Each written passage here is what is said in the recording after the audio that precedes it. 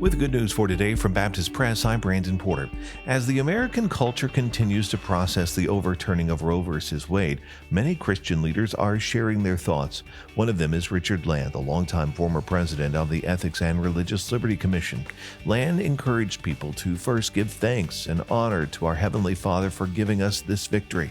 Second, thank all the pro-life fellow Christians you know for their efforts and prayers over the 5 decades when the Supreme Court substantially took away our right to decide the nation's law on this most foundational of issues, the sanctity of human life.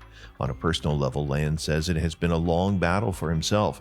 He says that he's been pro-life since 1964, when he came into direct contact with the 12 to 14-week-old human fetus being displayed in his high school biology class. He says the baby was just as human as I was, merely at an earlier stage of development. You can read that full story at Baptist Press. Emanuel Baptist Church in Calafindesti, Romania is a small church, but its members have a big heart for Ukrainian refugees. The pastor, Cornelius Miron, was one of the first responders at the border with Ukraine as the war broke out and people started to flee into Romania. He says they've housed 25 refugees in their church building on a consistent basis, and it has generated many opportunities for gospel conversations.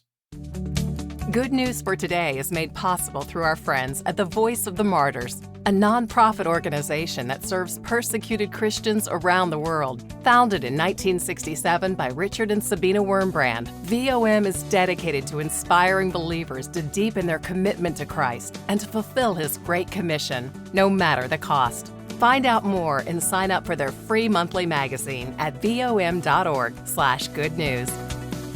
Liberty Church in Craig, Alaska has made great strides this last year. At one point down to 10 members, it currently averages 50 to 60 in attendance on Sunday mornings. Community goodwill toward the church has also grown through outreach. On July 3rd, Liberty will host a 4th of July extravaganza open to the public, celebrating what God has done in addition to dedicating its new building and recognizing the ordination of Pastor Cody Schwiegel. Schwiegel grew up in Craig, a town that, despite a population of just over 1,000, is nevertheless the largest on Prince of Wales Island, which is conversely the 4th largest island in the U.S. He's familiar with the effects of the long, wet winters and how it contributes to depression and alcohol addiction. The pastor says the church is in the perfect environment for Liberty Church to become a beacon of freedom through Christ for their community.